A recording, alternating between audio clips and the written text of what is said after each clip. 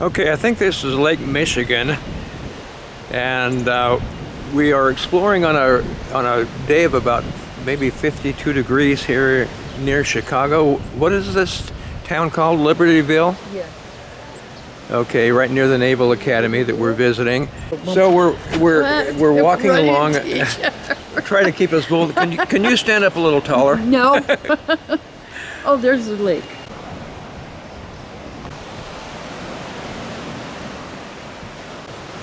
Lake Bluff.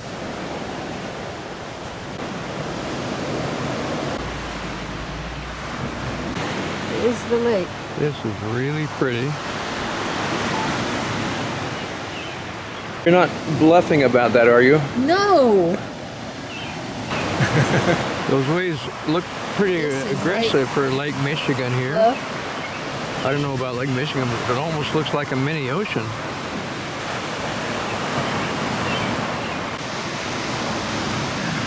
Hey. Doggone you. Get the... I like those rocks. The little mini waves crashing.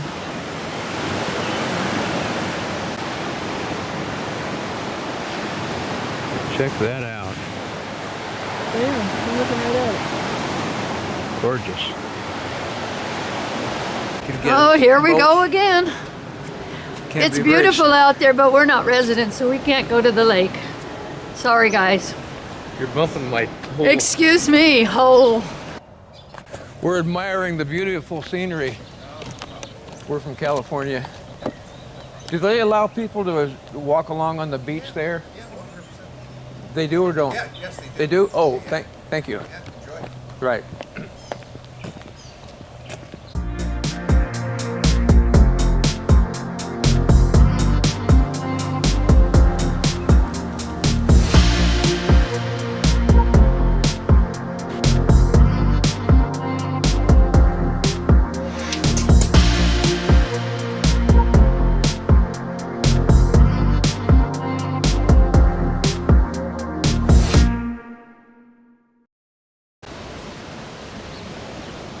Has to be maintained somehow.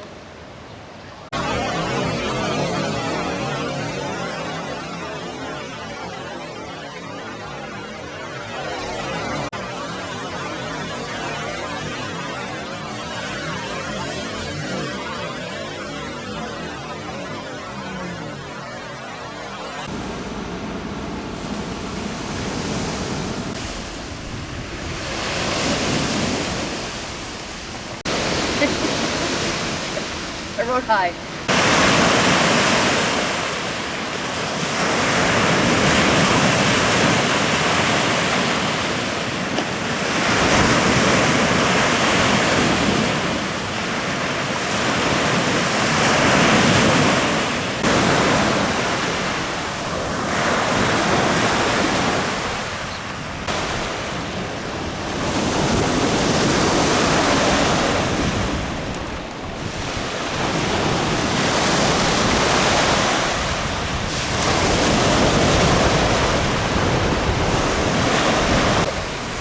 Uh-oh.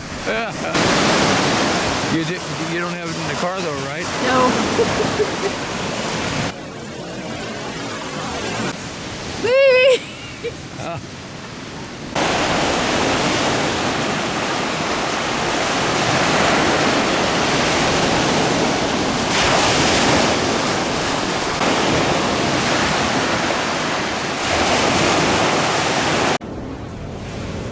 Down by the bay where the watermelons grow. I don't know how the song goes. I do not go. Or if you do, my mother will say, have you ever seen a well with a crocodile tail down by the bay? There's Laura going up the steps. All right. We don't need to know how I walk up steps. Well, I wasn't talking about how you walk up the steps. You're going up the steps, and that's Okay. pretty good. Good morning, how are you doing today?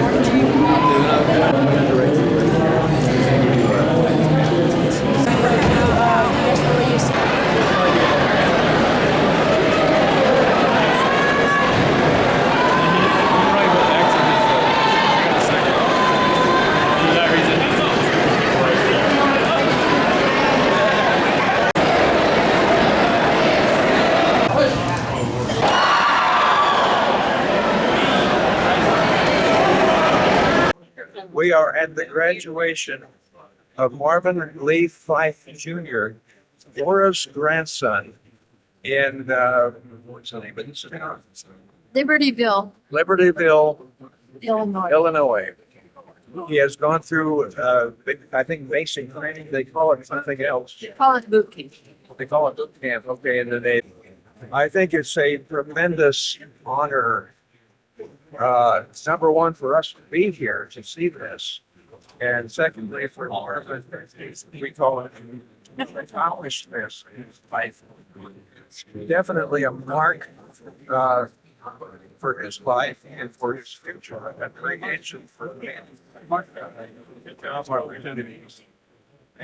We applaud him for that. Yeah, we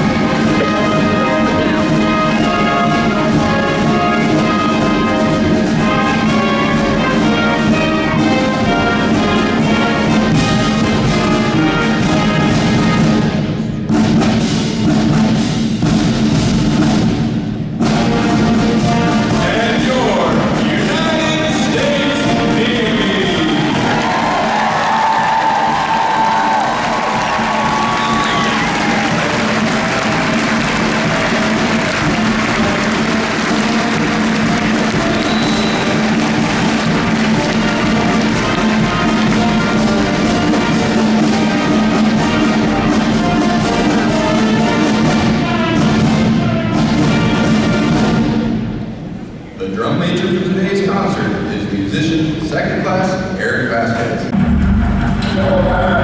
While it may not seem like that to the recruits, each and every man has meaning and purpose. You're going to stand up at the top of your lungs. Do you understand? They're designed to develop skill sets that sailors can carry throughout their entire career. Push hard on physical fitness.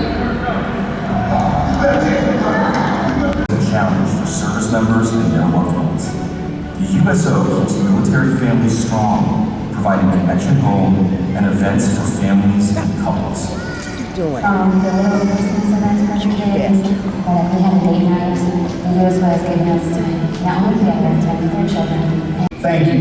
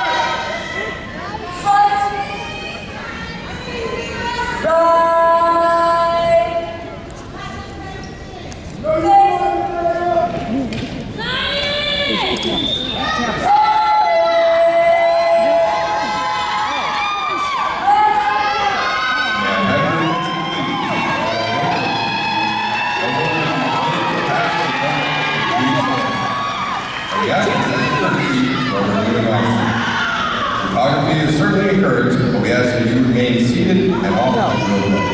The photographers you will see on deck throughout the review are the official photographers of the Troop Training Command.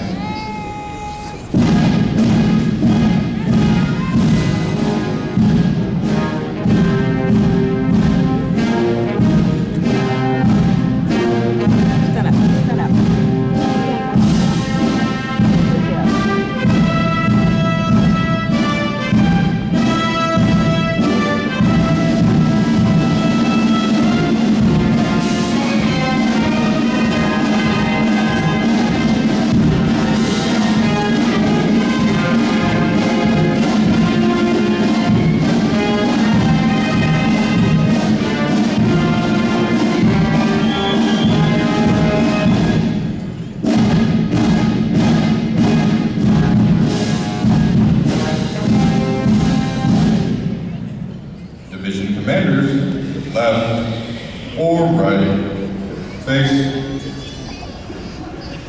all ready, rest. Ladies and gentlemen, good morning.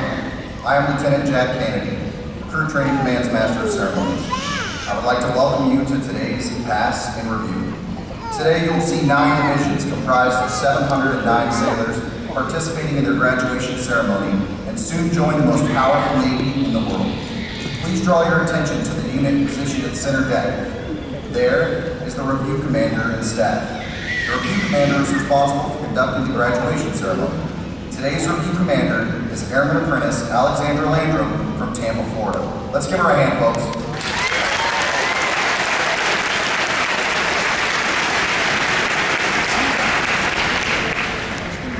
Performing today is the Triple Threat Unit on their 7th week of training, the State Flags Unit on their 8th week of training, and the Staff Unit on their 9th and final week of training.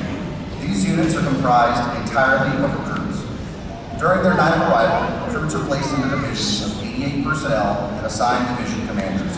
Recruit division commanders form the backbone of recruit training and are key individuals in the life of every recruit.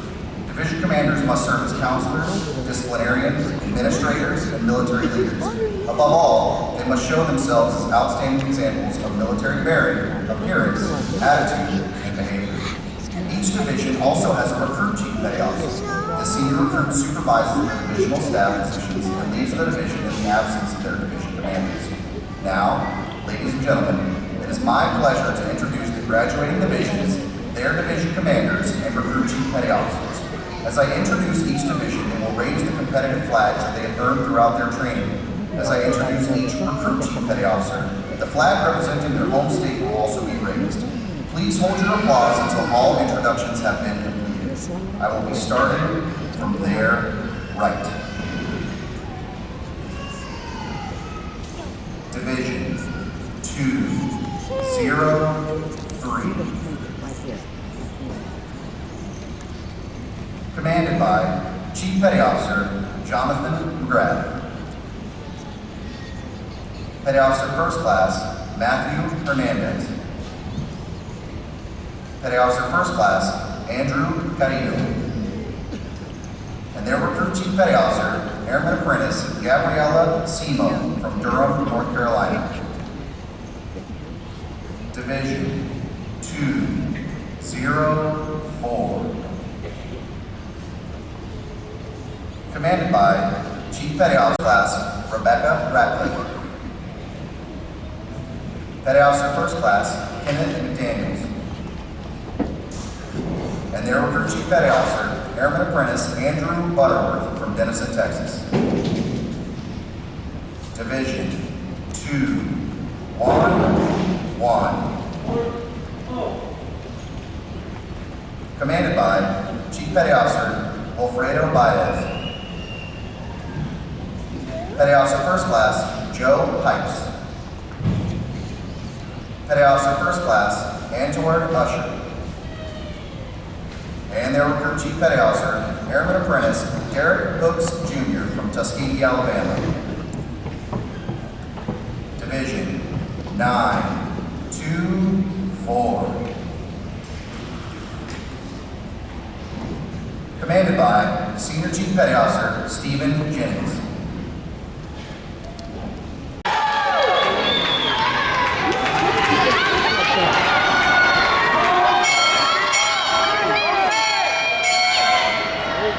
Recruit Training Command, arriving.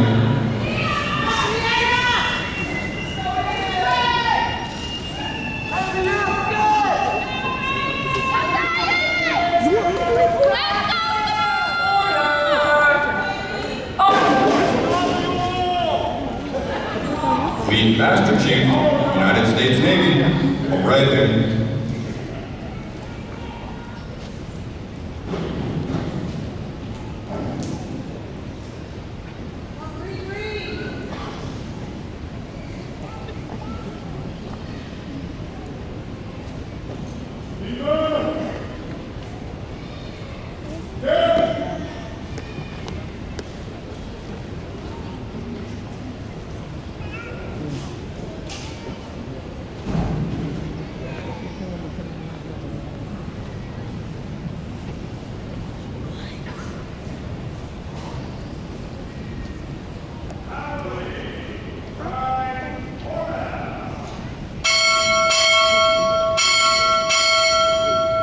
Captain, United States Navy, arriving.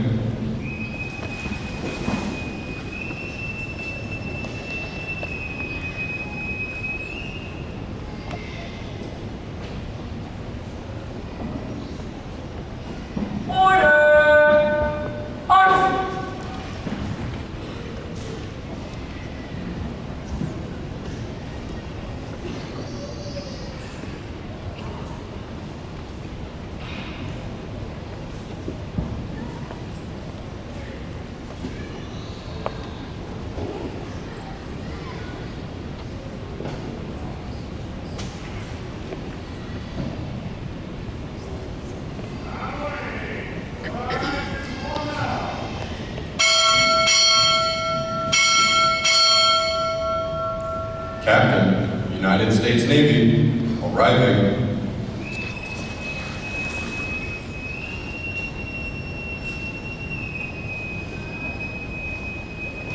Stop.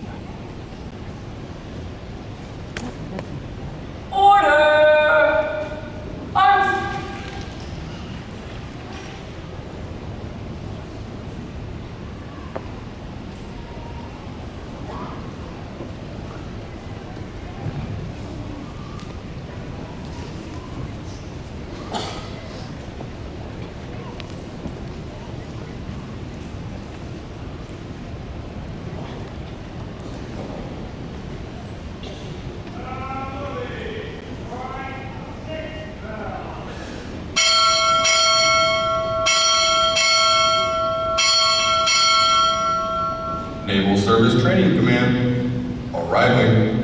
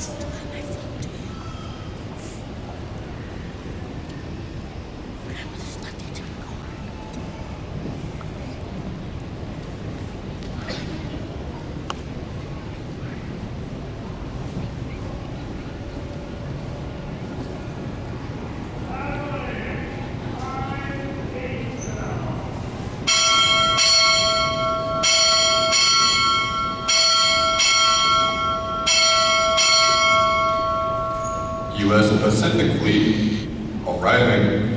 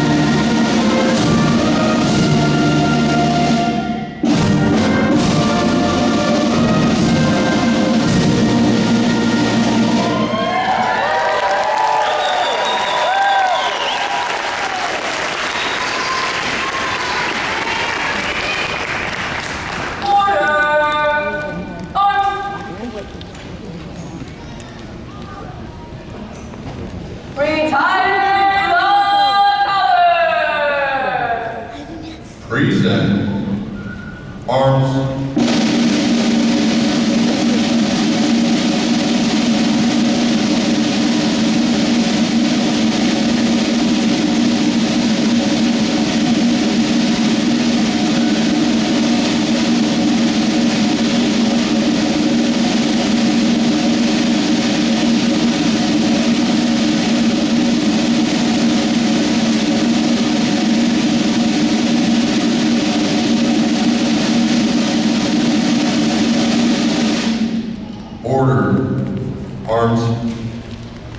Chaplain Shawaya will offer this morning's invocation.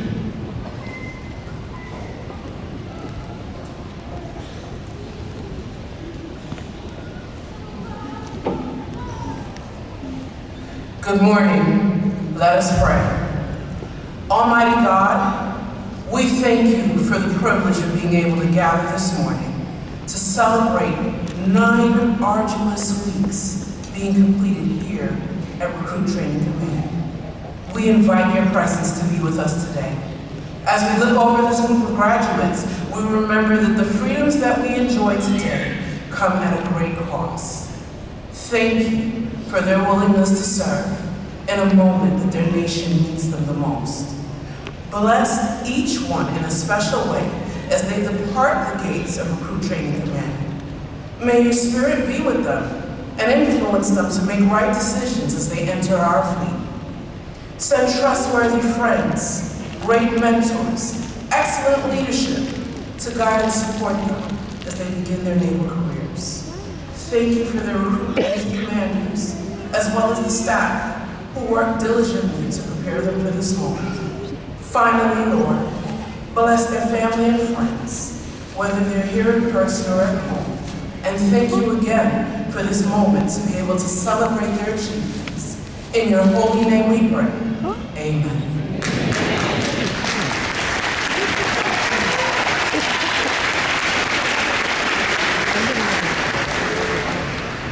I wasn't going to give it to you.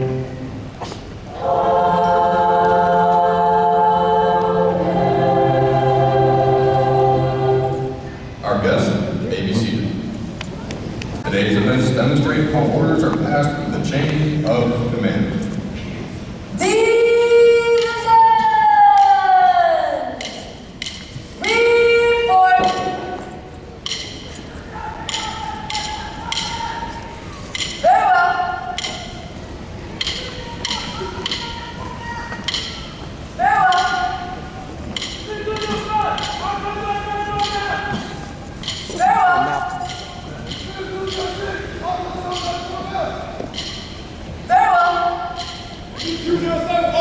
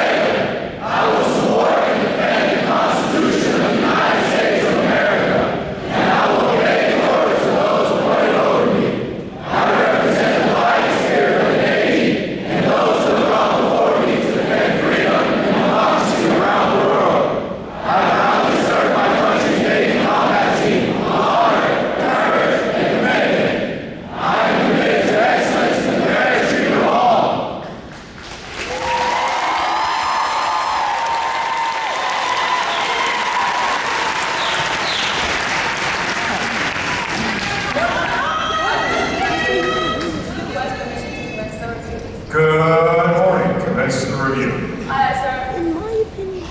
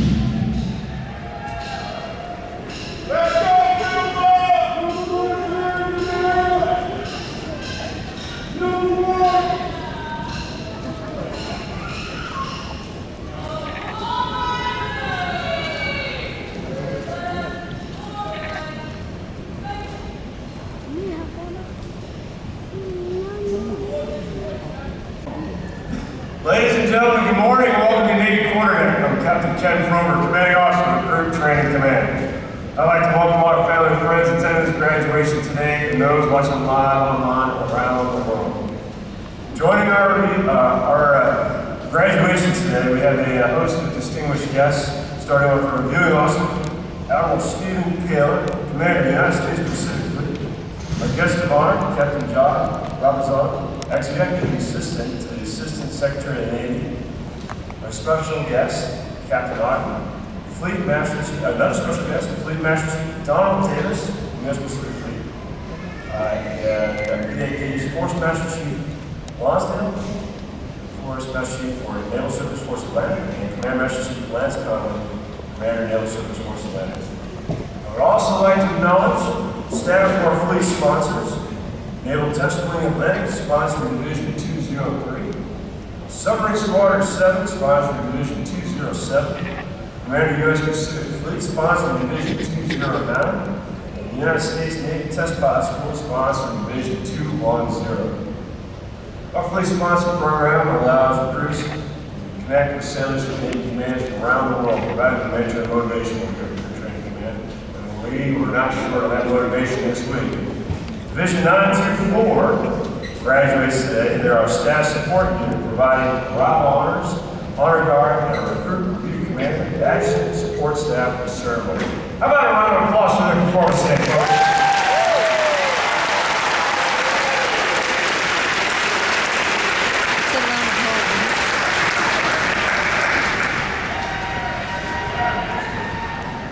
And I may have noticed that some of you have recognized where your sailors are out in these 8 other outstanding divisions. Put your hands together for your sailors.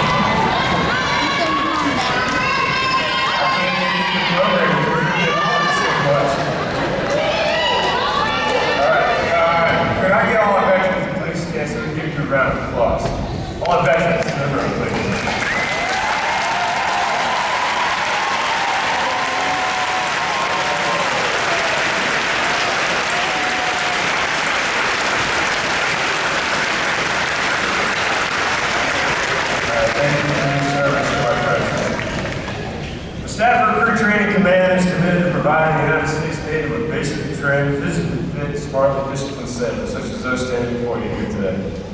These sailors completed non-rigorous weeks of demanding training and have earned the right to wear the uniform recognized around the world as a symbol of freedom.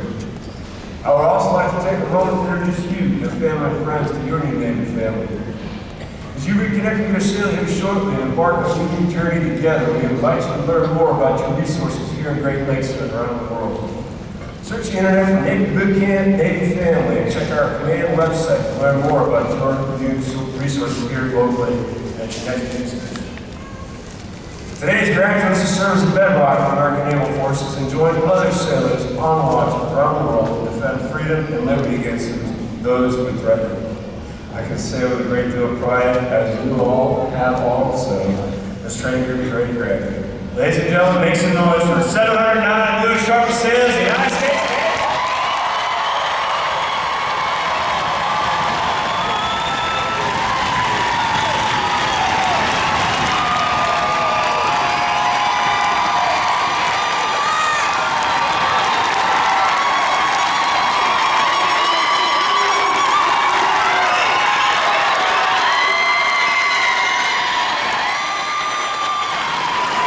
Throughout the training are awarded recognition flags in the 5 mission areas: academic achievement, military drill, compartment readiness, applications, and physical fitness. These flags are carried as a visible symbol of division success. Each flag indicates that your sailors individually and as teams met performance standards in one or more mission area events. A division that exceeds basic requirements in these areas during their training qualifies as a battle efficiency division and is awarded the Battle E flag in recognition of their performance. 3 divisions have earned this honor today, and we congratulate them on a job well done.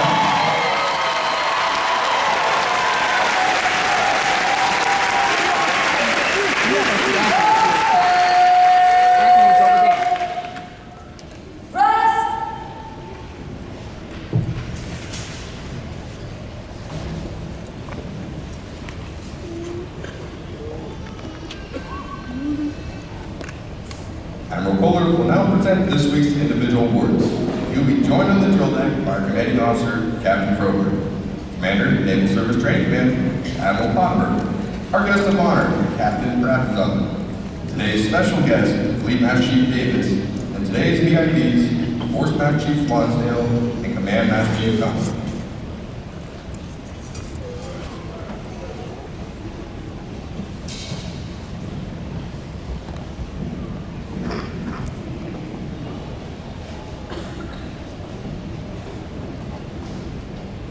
For achieving the highest overall academic score during group training, Fireman Dominic Mann, Position 924 from Sierra Vista, Arizona, has earned the Academic Excellence Award, which is sponsored by the 4th Dearborn Chapter of the Illinois Society of the Sons of the American Revolution.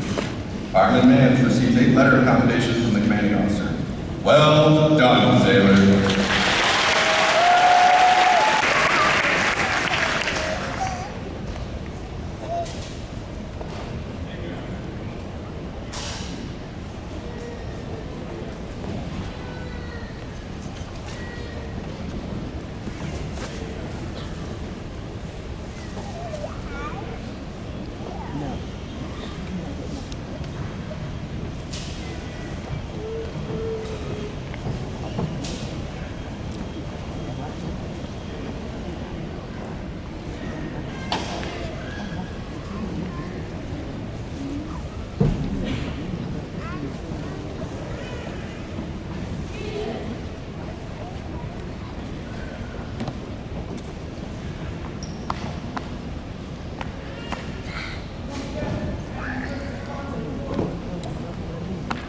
Having displayed extraordinary qualities best expressing the American spirit of honor, initiative, and loyalty, Airman Apprentice Miles Infante, Division 205 from Tempe, Arizona, is awarded the Navy League Award, which is sponsored by the Navy League of the United States. Airman Apprentice Infante is presented with a commemorative plaque and a letter of commendation from the commanding officer. Well done, sailor.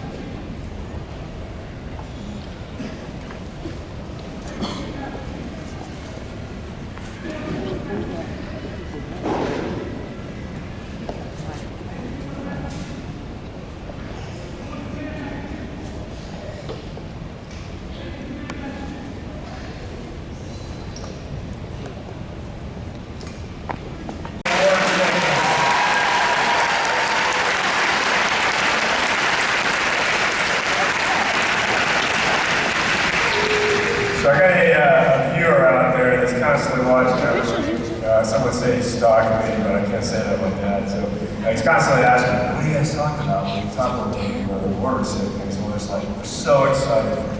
We're so excited that you're starting this Navy journey, and you're so motivated to continue to work hard, to be the better version of yourself that you want to realize. And that is that potential that is in each and every one of your sailors out here today. So when you reunite with them here shortly, that's not watching, you're in for something special, because they have been working incredibly hard to reinvent themselves as United States Navy sailors. So without further ado, I have the distinct honor this morning to introduce our reviewing officer, Admiral Steve Taylor, commander of the United States Pacific Fleet. Young Killer grew up in a Navy family and was commissioned in 1986 to the Naval Reserve Officer Training Corps program at the University of Colorado in Boulder.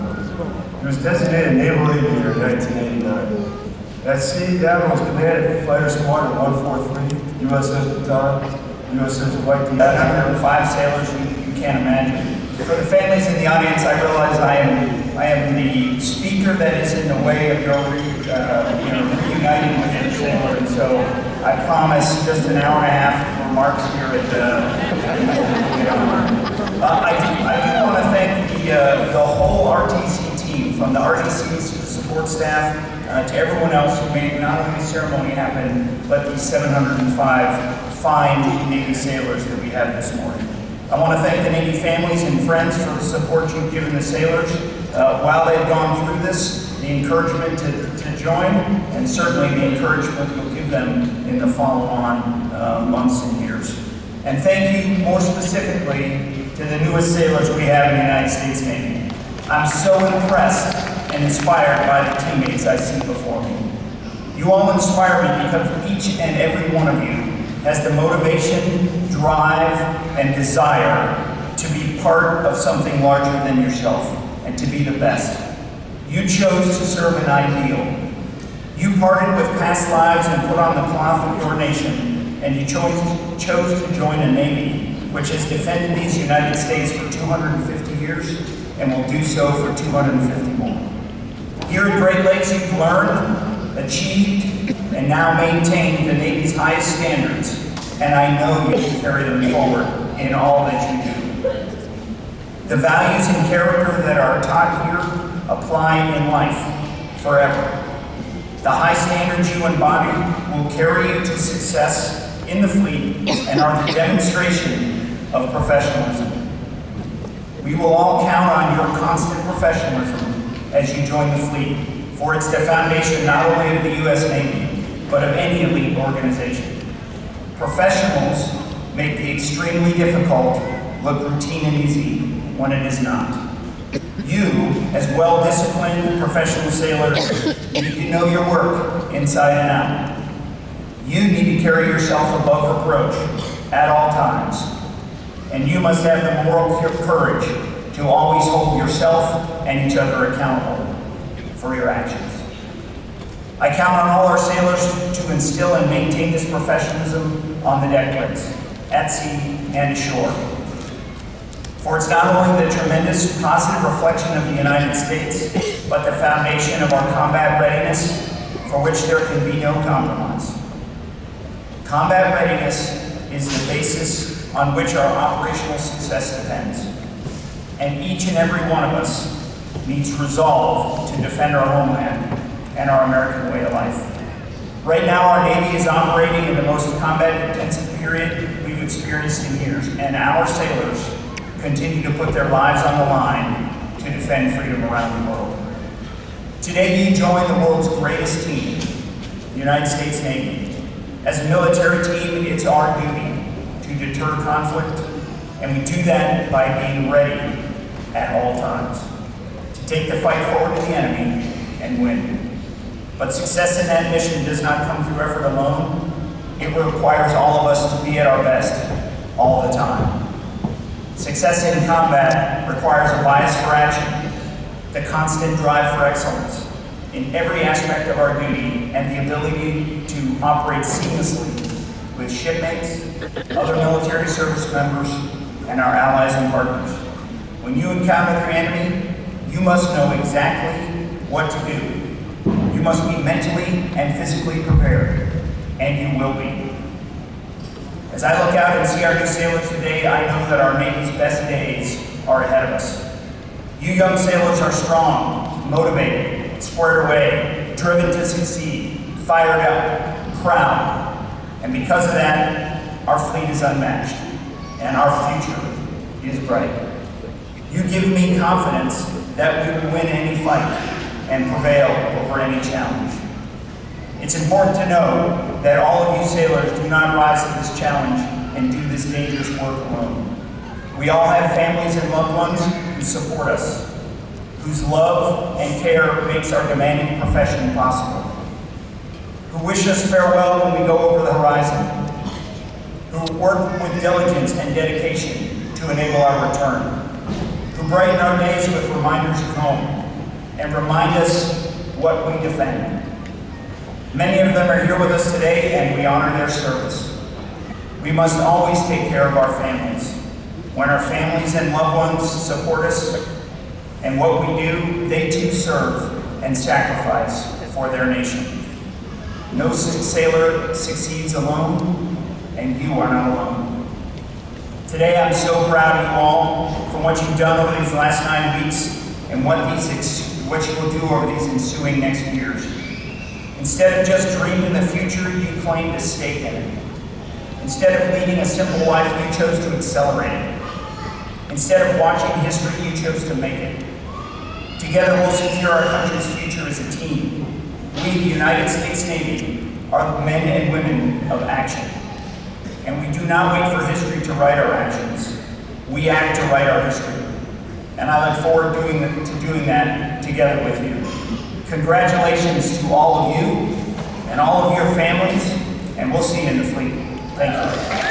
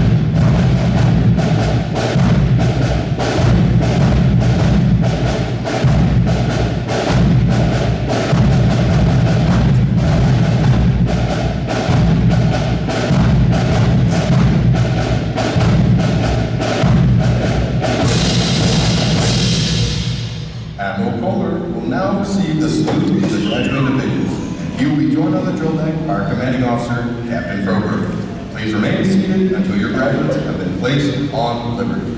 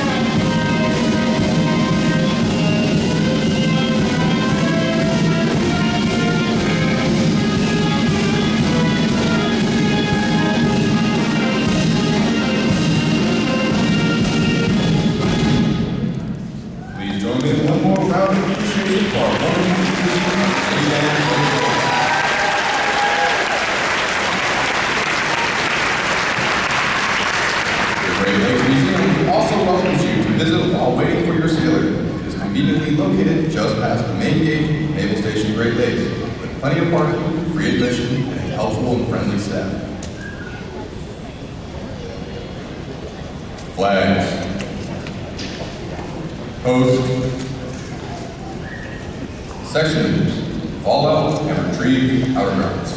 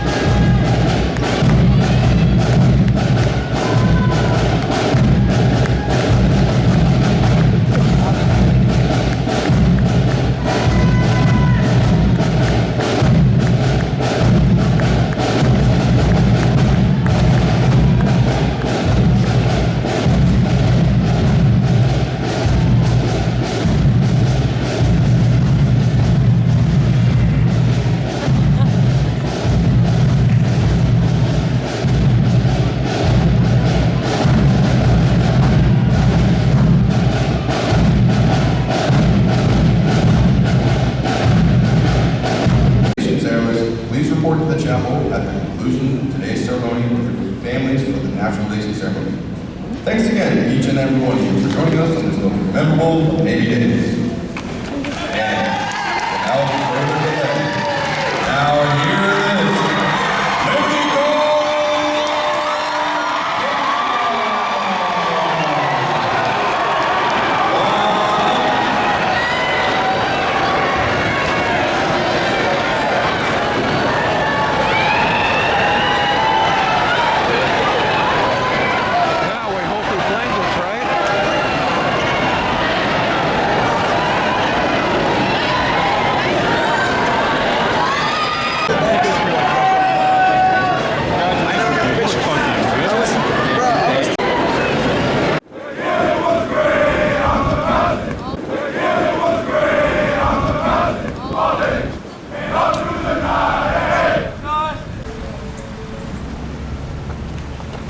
I'll let you greet.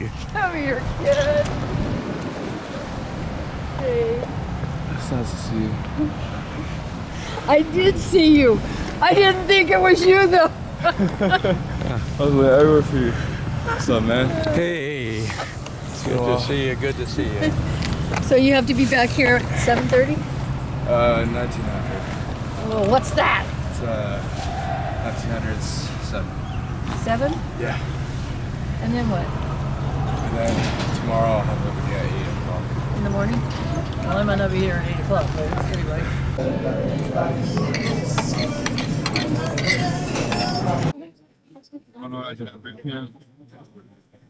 Sure, tell me what you do.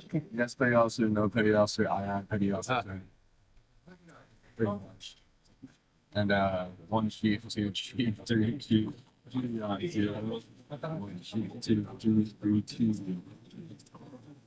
You guys repeat that over and over again? When you're marching, you say the same thing over and over again? No, we say 11. So that's like just to get a step. That's the basic cadence. But then we have stuff like 245. That's the one. Lock cars, oh, let's flying. People are dying. And then everyone starts saying, like, oh. I say like about March, I go out. and then it's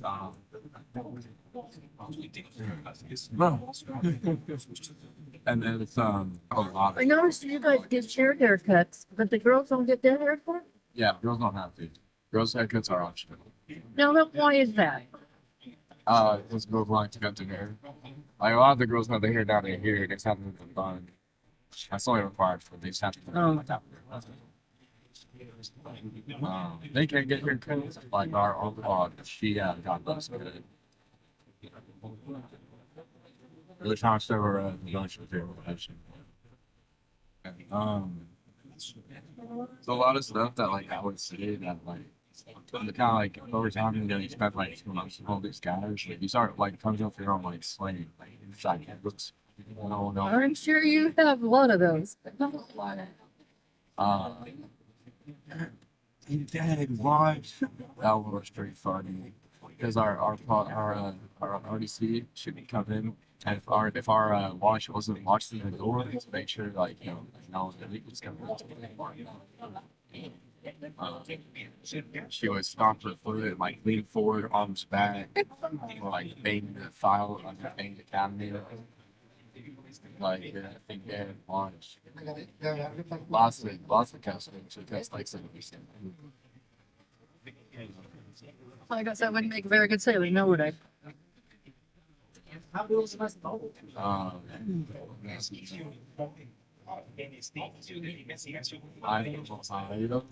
My ace course for 2 years. Will I be able to? Oh my god! I said that during the Naval stations. Oh. I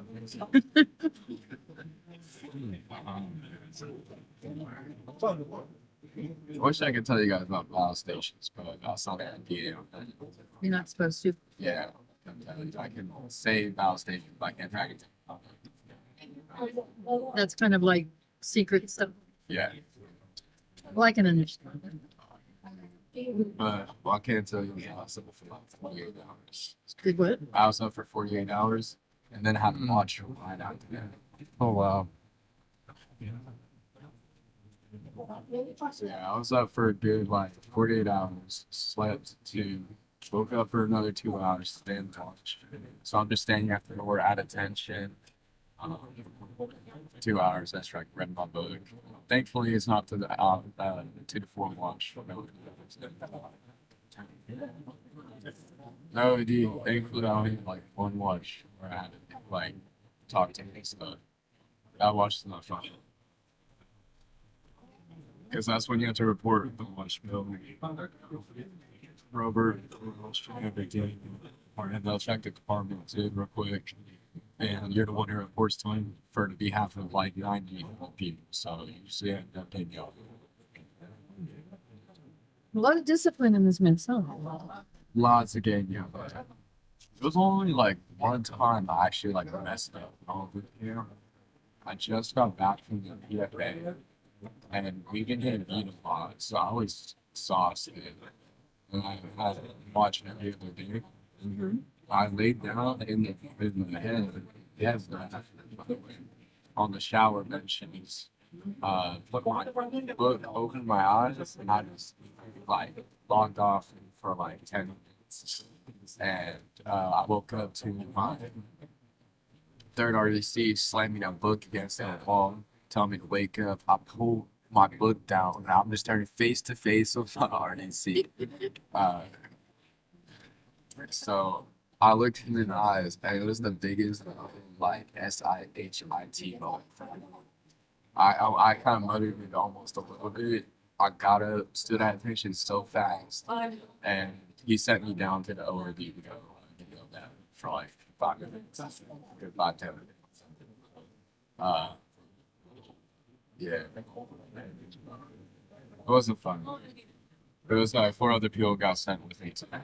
Well, this is for you from your dad. And he does. Thank you. Yeah. Look out. It changed me a lot. It's very I came in there like just like how it's looking long at first. And then it was about like 3 to 4 that I kind of started changing my ways.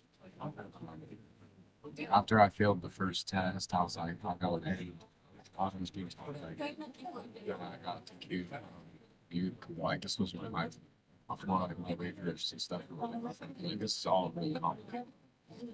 That's when like it started changing for me. I started telling myself like I had to like start getting on top of stuff. I have to start doing what I do, or else I might have to. So that's when I turned around and started pushing myself. I started making 30 minutes of a week. Started, I would do a little workout. Yeah, that's pretty much it. I also like the big interacting a lot. That was annoying. You never get up on time. And since I'm interacting 8:30 around easy on, like you're gonna yell at me and be like, where's should I speak along? So I was like, you could have gotten it on time. So what do those three stripes mean? So this is Rollin. This is for nukes. Huh? This is for nukes. A lot of us are fully pathways because we all got the programs. They dropped a lot. So what about this little So this little thing on here? this, Yeah. that's a ribbon. So I know it's a ribbon, but what's it for? it's marksman ribbon. So we have marksman, sharpshooters, and expert. Depending on how good you shoot, you can add that target range will be 5. Mine wouldn't get nowhere. I got marksman. This is my first time shooting. My legs were a little shaky, which was making it hard to get on my side. But other than that, I did get a ribbon at least. And I was That's cool though. That's cool. Your grandpa got that too. Thank you. You want that Thank you. drink set? Yes, please. Okay, fine. Are you gonna eat some more at home? Yes. Anyone in your family served in the military? My brother and myself, briefly, they were trying to draft me back in the 60s. Oh yeah. I was 1A for most of college. 3 different times I got a notice to report for physical, but I got it canceled every time for one reason or another. And which my friends say that's unheard of. When they call you, they call you. But I had heard if you have a college exam on the day of the physical, you can get it canceled. So I looked at my calendar. Okay, I've got 110B. So I went to the teacher and told him if I have an exam on the day of my physical, I can get it canceled. So how about an exam on whatever date that was? And he was real cool about it. He said, sure. He set it up and I got it canceled. The second time was in the summertime, and I think that Eleanor Ross, she was the draft board downtown. She asked me if I would lose my units, my summer units, by having to go for the physical. And I said, well, the thing is, in summer school, it's like every day is worth like 3 classes because it's longer classes. So I said, I think it probably would if you missed that band in a row. So she canceled it. The third one, my mother called the draft board. I have no idea to this day what she told them, but she got it canceled. And then I actually got a draft notice, but I had like applications for 6 different branches of the service. I mean, by that, I mean the Navy officer training, the Coast Guard, I think Coast Guard officer training, and Air Force officer training. And I got accepted for, I was on the verge of being accepted for Air Force officer training when I got my real draft notice.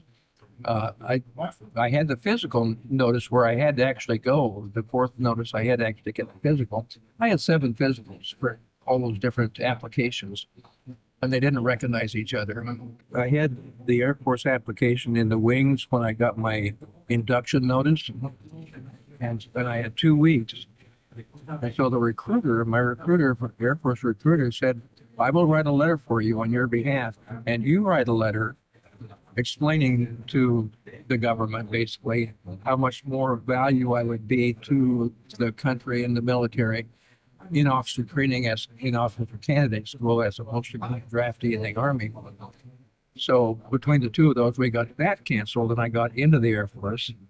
And midway through the program, after going through all that, trying to avoid the draft, getting into something better, they had the draft lottery number called. Are you familiar with that? The draft lottery is where you pick random people, social security numbers. They assign you a number, and they call in order from 1 to whatever, and they figured about 180 is where they would probably top out. So if you're above 180, your chances are less and less of ever being drafted. So I'm watching this on the television screen during a break in the evening at Lackland Air Force Base, watching for my number, and they called out 352, which meant I would never have been drafted.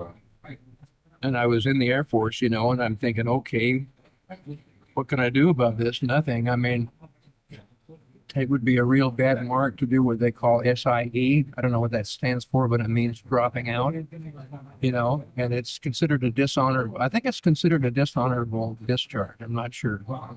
But anyway, that was not the thing to do. So I wrote it out, did the best I could, but I didn't have 100%. I had maybe 90, 95% because of not having to actually be there. And so I got what I actually wanted, which was an honorable discharge. And so I was in the Air Force for about 12 weeks. We got through the first half of it. Second half, you're actually an upperclassman and you're directing the new recruits, I had some great experiences from that. My brother, you asked about that. He went to Vietnam. He was in the Army for 3 years, and he served in Vietnam. He was a clerk typist, so no combat or anything. But I mean, the experience, I still to this day have dreams about being back in the Air Force.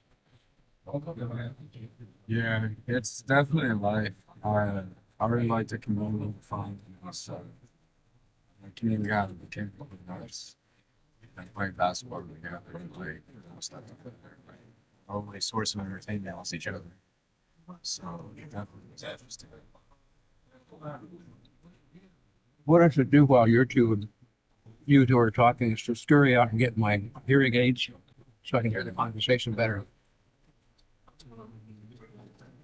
I don't want you to hear what we're saying.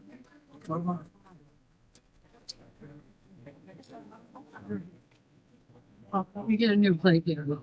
I want to give him some napkins. I got you. These napkins are so good. What's he got to nap? Everything okay? Yes. Yes, ma'am. Oh. Thank you. Also, thank you for your service. I feel so bad. Huh? I said, also, thank you for your service. You didn't eat much food. I mean, I haven't had any candy. The only candy I've had is collard drops. So where's your friend that kept trying to like it? Francis, her brain. Huh? Francis, No, the one like you said, Mike. How much did they?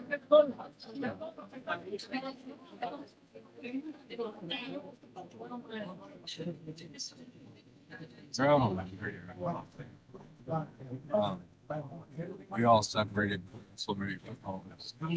We walked back into the apartment and talked to us. So my question is, if you have to go back there tonight, and how come that take you to bring the sea bag out? My backpack?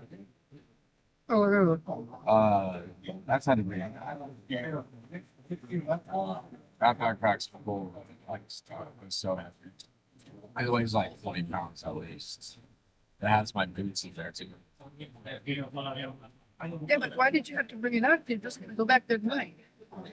Oh no, it's just the most. Everyone's bringing a bag. Are you gonna go back to the same place? Yep. And then tonight I'm probably getting into a different compartment inside the ship.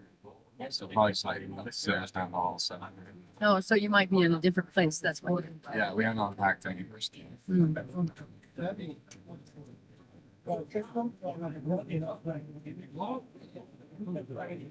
What was the funnest thing you did?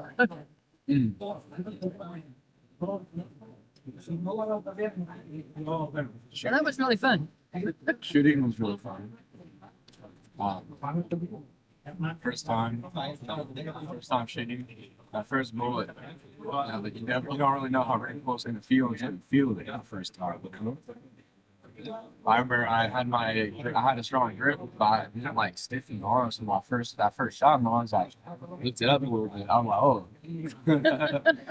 I had to do 2 shots in 4 seconds. So right after that first shot, I'm shooting again.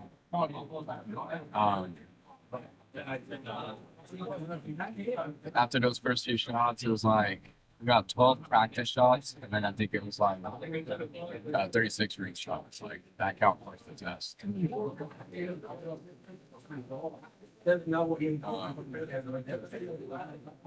It's like 2 shots in 4 seconds, stay by. And then we're on there's like 16 of us on the firing range shooting on it. So just out there in the volley. Really? Yes. Like towards the end, my gun started like to malfunction a bit. Like they started shooting brass and like I shot one piece of brass on my shoulder and like right after that, like I shot like 2 more times and the gun jammed. Oh geez. So I raced to training time now. My range coach comes up to me and he takes the fire, points it straight up, and walks and grabs me a new one. They have everyone else pause. He's grabbing the fire. He loads it with the right ammunition, hands it to me. Well, he hands it to me, gives me a clip already loaded with the right ammo. I load it, make it ready, and start firing again. Does anybody have any fear of a gun? Like the girls? Yeah. One of the girls shot herself like down. It just grazed her. And she sort of said, I'm not shooting him. That's a real thing. And I don't know, like 3 REPs or like staff members. It's like our assistants. I said, like, that's not good. I'd say, you know what? I can shoot these guys. Like before shooting, we drilled like over and over for like an hour. All the So shooting, it accidentally goes this way. yeah, that would be really bad because that's how you get someone. That's how you get someone subtracted from the population.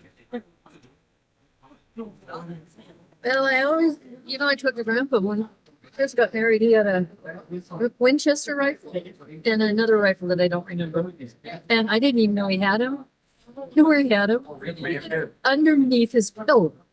You didn't get rid of a Winchester? Yes. And when I found those guns, I told him, I said, now, I would have taken out Winchester. you either go take them to your dad or get rid of them. I don't care what you do. There aren't going to be no guns in my house. And he goes, yes, there will be. I said, no, there won't. Remember when I first told you, don't do what I tell you to.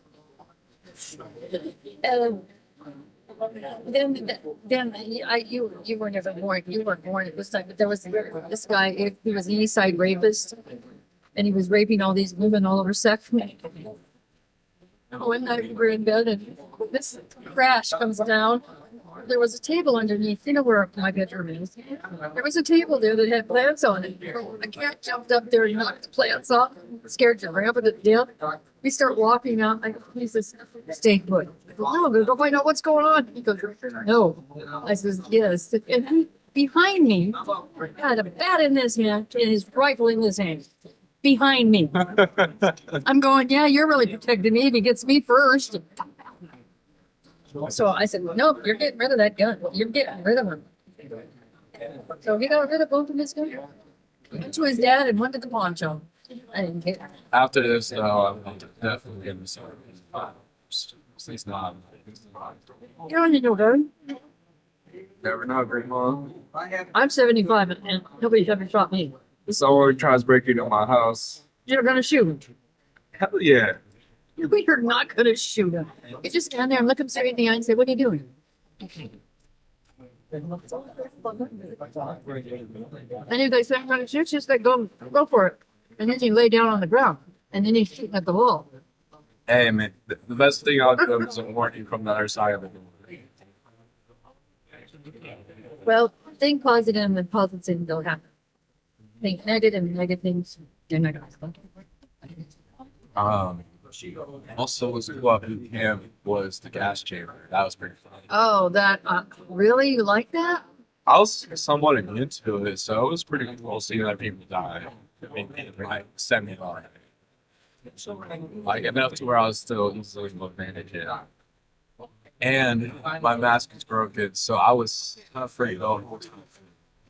Did you tell them that it was broken? Yeah, they put us there was a couple of us who had like completely broken masks. Like all the masks were pretty much broken. But some of us, the ceiling was ripped like through. So you couldn't seal it no matter how hard you tried. Should have given you a new one. They didn't have any more masks. We were They big. should have just waited till everybody else got there. You guys don't think. Yeah, I have an answer for everything. so we raised our hands and they asked, here knows for a fact we know how to seal. I raised my hand and a few other people. I think it was me and the guy next to me who actually didn't have seals. I remember my other friend. He thought he didn't have to seal, but he did. So they sent all of us who thought we didn't have seals and those of us who didn't have seals to the front of the line. The gas plate was right here on my other side. Just like right here. It was point blank right next to me. I could see them cracking open the little pill things and the liquid dropping on the hot plate. Oh, shit. What's the point of a gas chamber? And don't get this. Oh, hey, look. It's your ship loses gas belong? That's yours. Right. Say what? There's another graduate line over there. You know? Like say space, maybe. Oh my, it's Dominguez. Oh no, I'll bring back. That's Dominguez. That's Dominguez. That's my rack mate. I mean, not rack mate. Rack name. We both slept on bomb racks right next to each other. Oh. I was like, "What are you doing here?" I was trying to eat with my family. Yeah. Small world. Did you see the other guy in dress whites? I did. Yeah, he was. We both slept on bomb racks right next to each other. Oh, you did? Yeah. It's rough, but you know, we're having fun a little bit. Yeah, it's really not fun. Sometimes you gotta push yourself through the pain. Yeah, like what matters to you, why you're doing this. Check all the values. Build some toughness. We gotta keep playing more for later. I think the best thing to do is just not focus on the pain you're in, not focus on how tired you are, and just stay present minded. Yeah, I mean, in the Air Force, we had I guess 19 and a half hour, or no, 18 and a half hour days, something like that. We got up at 5:30 and went to bed at midnight. Yeah, for us, we usually get up at 5:30, and then we go to sleep at 2100. They said it used to be 2200, but I guess with our generation, we need more sleep. 2200, that's 10 o'clock, right? 2100 is 9 o'clock? Yeah. So are you saying they let you go to bed at 9 o'clock? Yeah, 2100. And get up at what time? 500. Like Wow. 5:30. And release usually at 6. But they pack those hours pretty good, right? Yeah, I mean, you could get a good night's rest as long as you have lunch. They gave me a lot of lunches at Val Station. So I got 3 lunches before Val Station all overnight. So I was like 5 hours, 5 hours. I'm awake 48 hours. slept 5 hours. Well, actually, after the battle station, they gave me a sleep shit. And that worked out to 6 hours of sleep.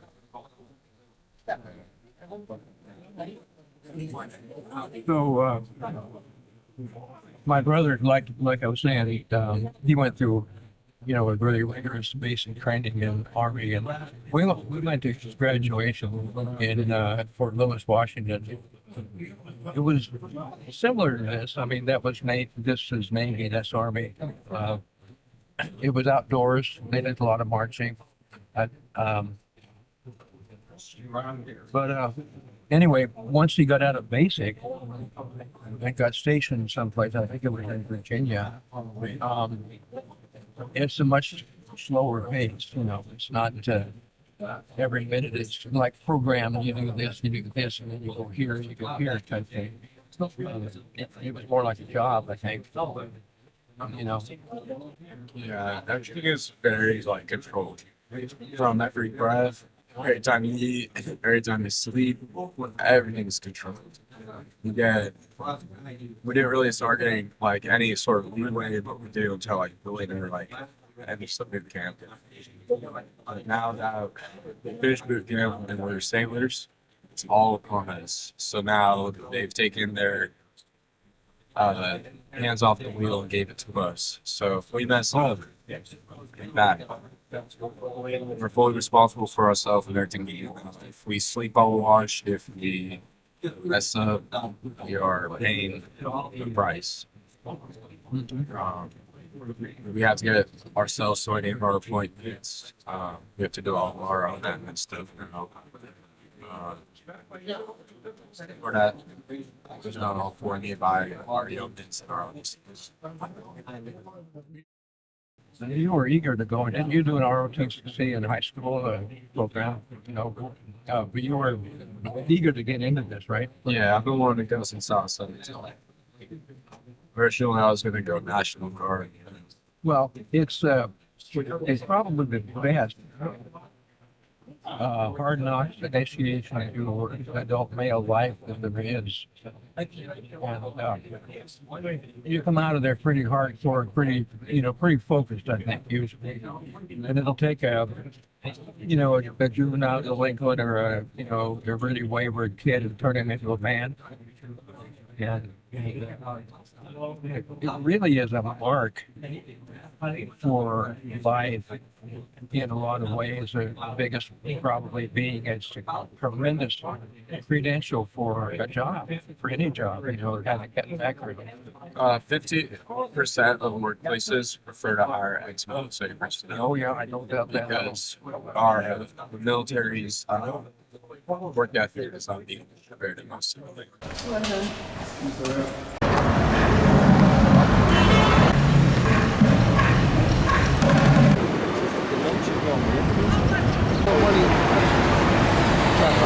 Hey, how you doing? Sir.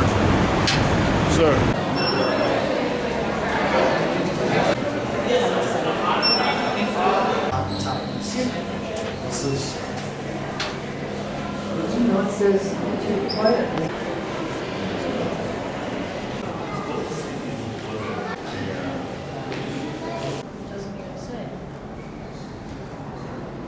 Everything back.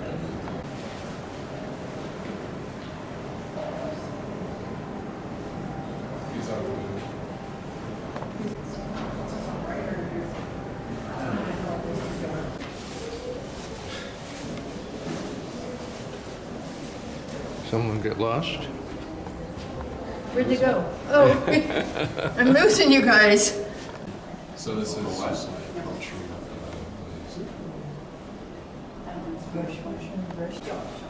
What it is.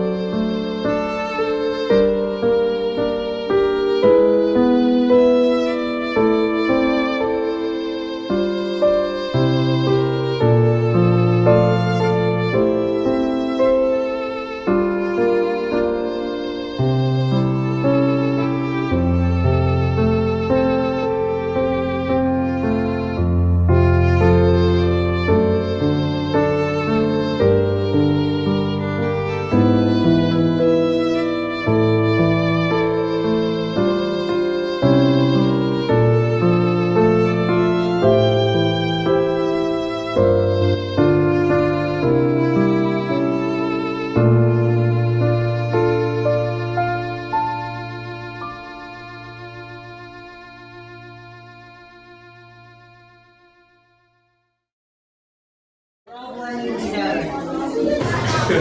I already give mine away. I didn't have to walk around with mine because I don't want to hold it.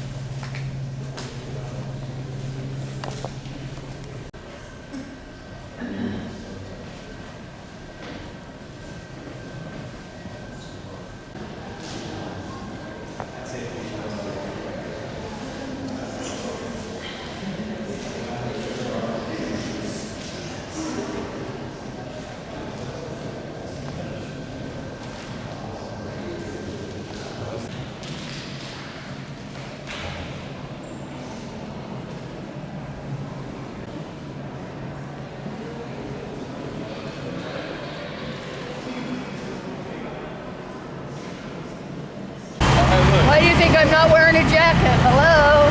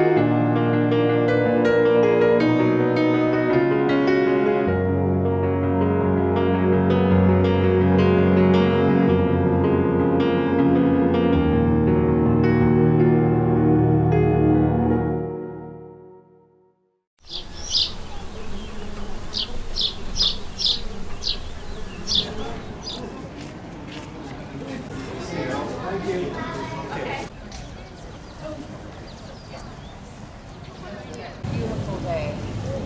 It's so nice to get out. The Mission Impossible series. Oh, this is it just came out. Really? Just I think this weekend. I never seen it. Like going to the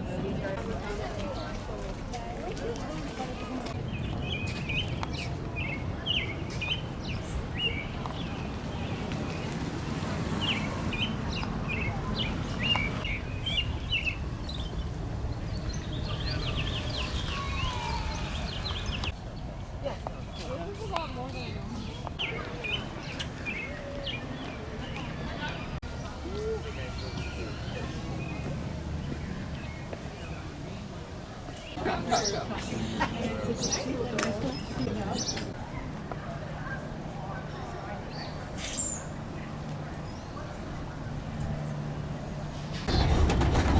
A 100-acre woodland that you can all feel free to make your way through. It's a really nice walk inside.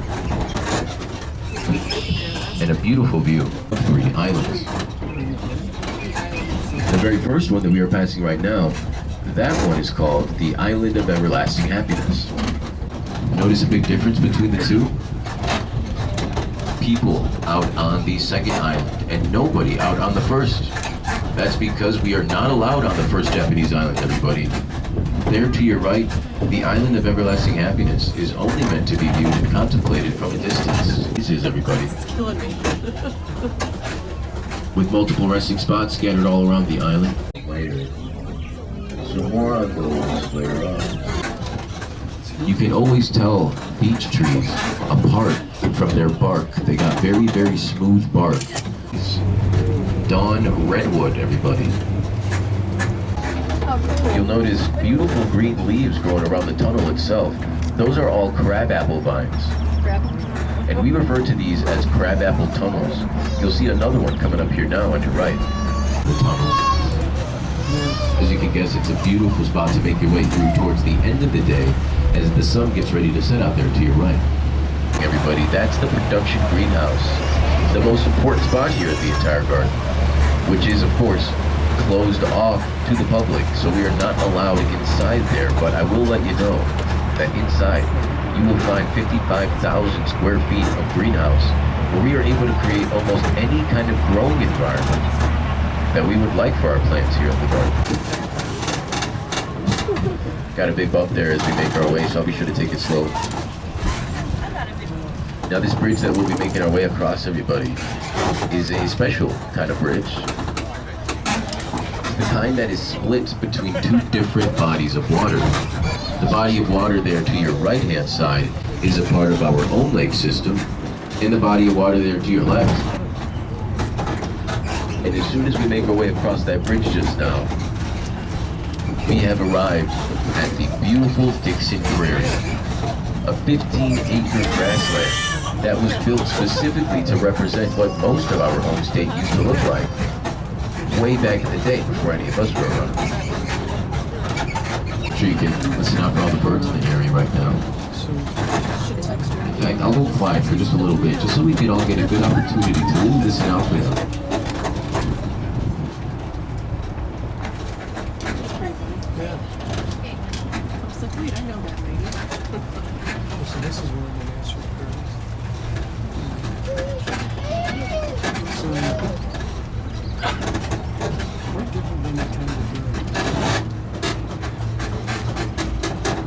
Known as the Skokie Mudflats. That is, of course, a part of the Skokie River itself. I always like pointing that out, just to give you all a sense of how much ground we've covered so far today. You might be able to spot another birdhouse.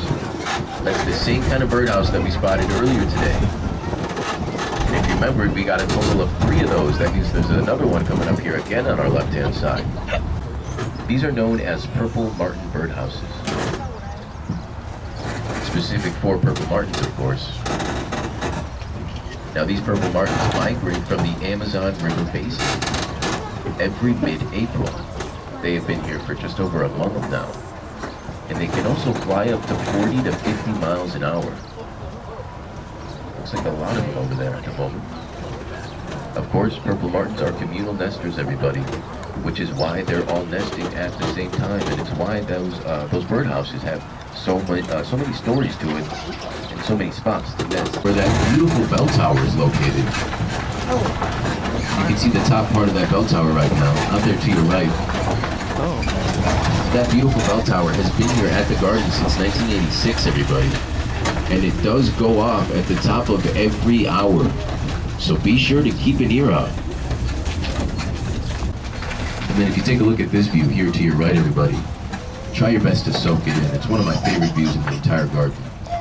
That bridge there looks like a lot of people standing out there right now. That's the Serpentine Bridge, with gorgeous weeping willow trees on either end.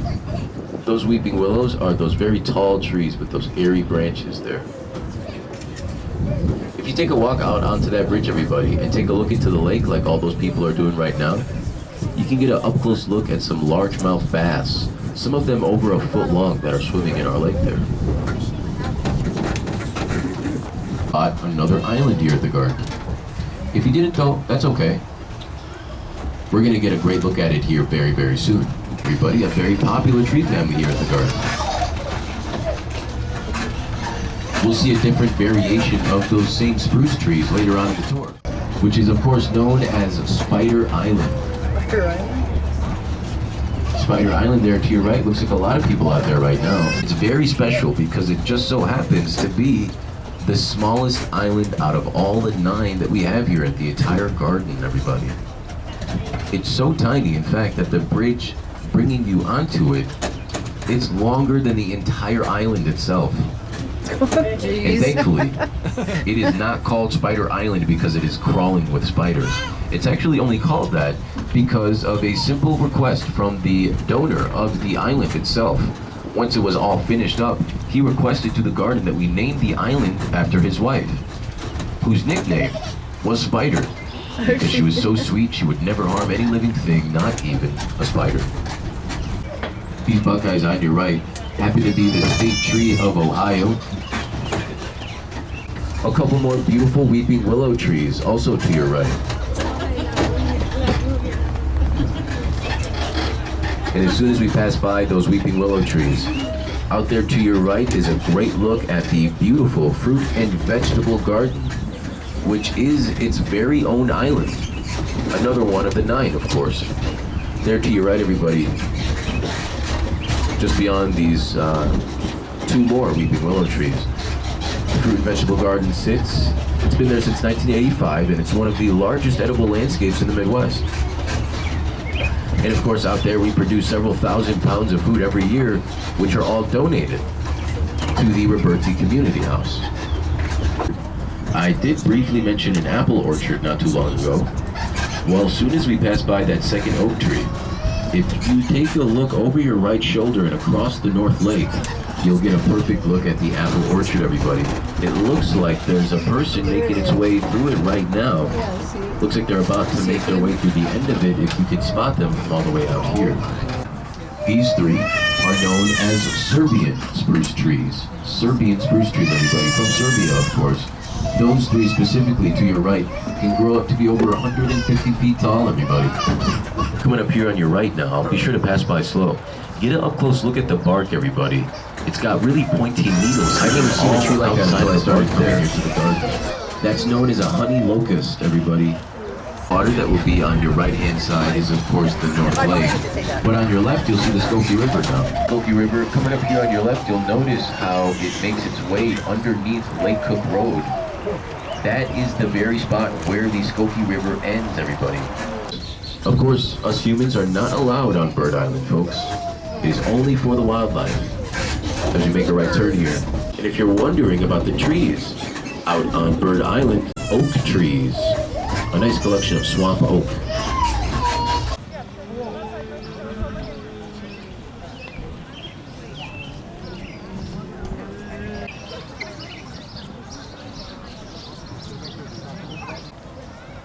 Come on. Okay. Listen to me. Could you come follow?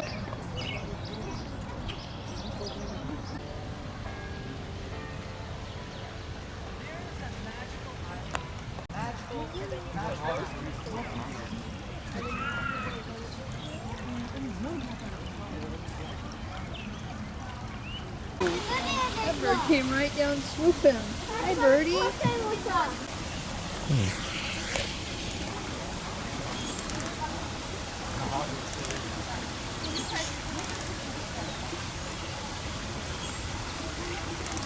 Where'd he go? Oh, he's taking a bath. How cool.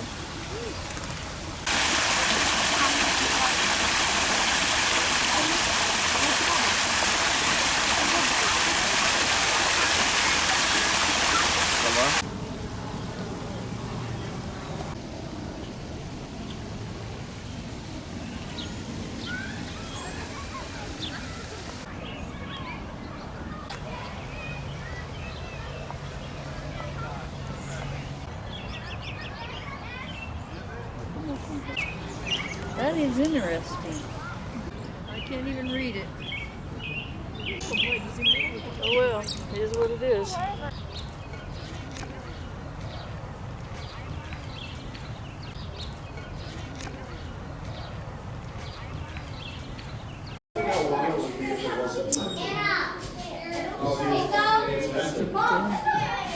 Catch feelings.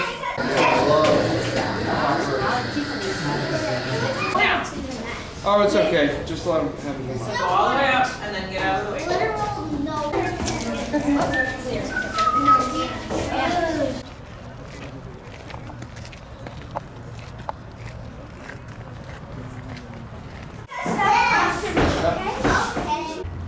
Okay, what is that? You can eat them, to tell you the truth.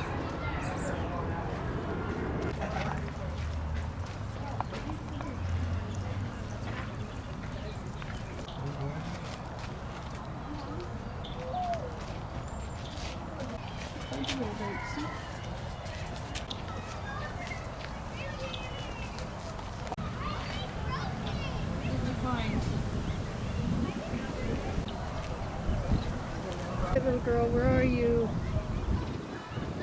Can't find you. If I look straight ahead.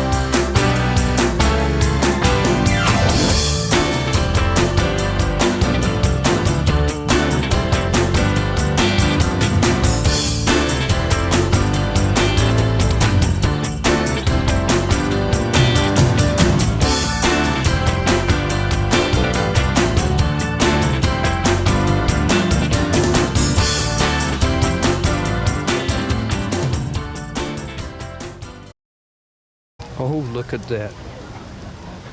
Where's the... There we go. Train. Oh, they go with it. Let's go.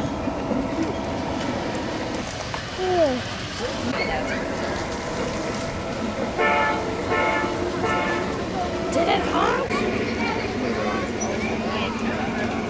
Yeah.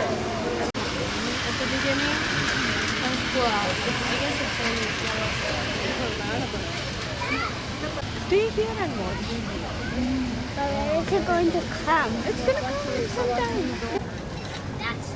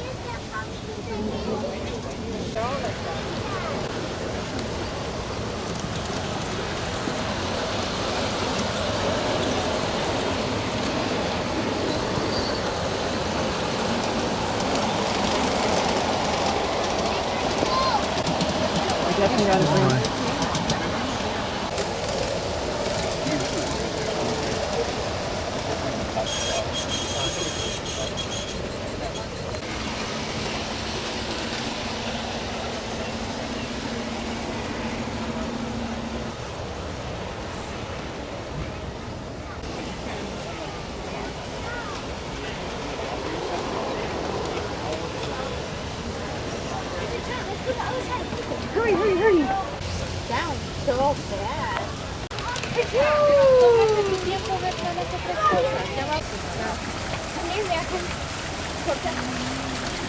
Okay, I where are they?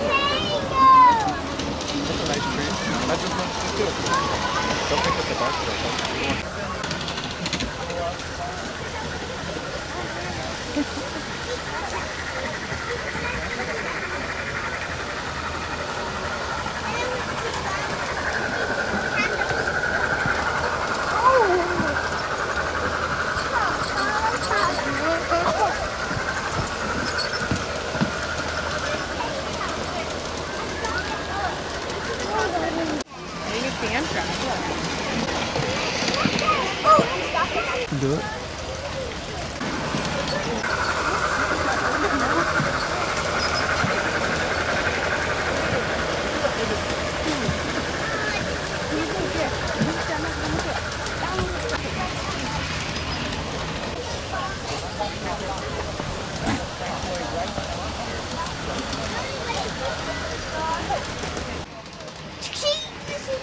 The auction. 태국이 좀 더 커진 것 같아. 아니 기차가 좀 커 보여서 저기 사이즈 뮤지엄보다 커 보였어. 그래. 그럼 언니랑 우리